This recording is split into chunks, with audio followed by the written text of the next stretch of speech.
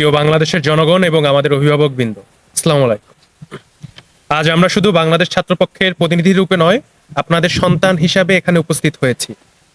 দীর্ঘ বঞ্চনা এবং রক্তের সাগর পেরিয়ে আমরা আজ এক মাহেন্দ্রক্ষণে উপস্থিত।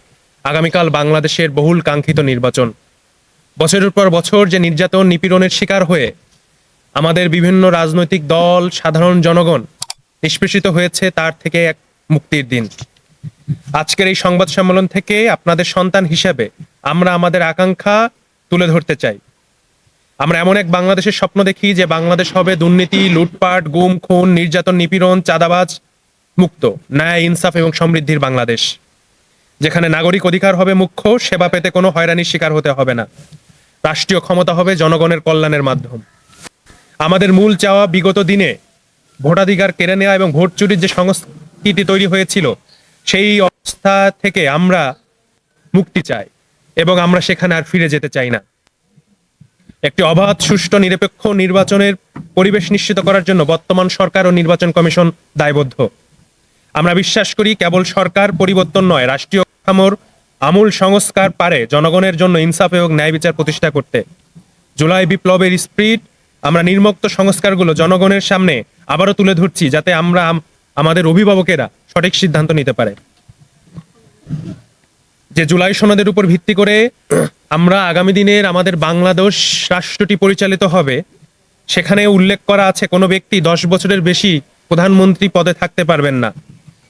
রাষ্ট্রপতি এবং প্রধানমন্ত্রীর মাঝে ক্ষমতার ভারসাম্য নিশ্চিত করা হবে।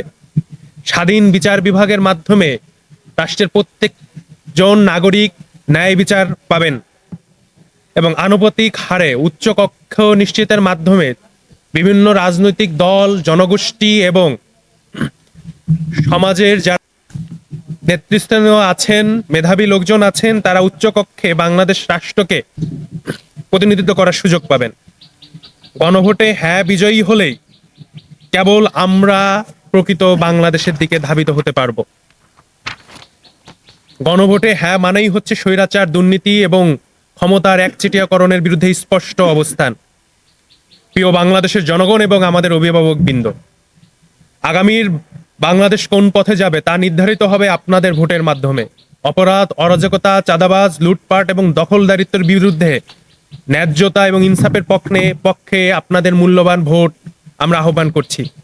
দল মতের ঊর্ধ্বে উঠে আপনাদের নিজ নিজ আসনের সবচেয়ে যোগ্যতর ব্যক্তিকে আপনারা ভোটাধিকার প্রয়োগের মাধ্যমে নির্বাচিত করবেন। আমরা আবারও বলছি এবং দৃঢ়ভাবে বলছি, আমাদের অভিভাবকদের প্রতি, আপনারা দল মলের ঊর্ধ্বে উঠে আপনার আসনের সবচেয়ে যোগ্য ব্যক্তিকে জনপ্রতিনিধি হিসাবে সংসদে প্রেরণ করবেন, যাতে তারা ন্যায্যতার সাথে আপনাদের প্রতিনিধিত্ব করতে পারে।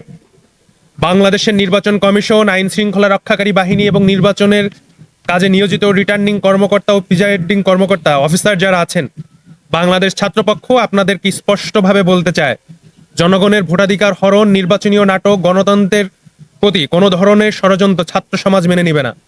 জনগণের রক্তের বিনিময়ে আমরা যে ভোটাধিকার অর্জন করেছি এবং আগামী দিনে, আগামীকাল যে একটি নির্বাচন অনুষ্ঠিত হতে যাচ্ছে এবং তার মাধ্যমে ক্ষমতার যে পরিবর্তন হবে, ন্যায্য এবং স্বচ্ছ ভোটই হচ্ছে জনগণের ক্ষমতায়নের একমাত্র রাস্তা।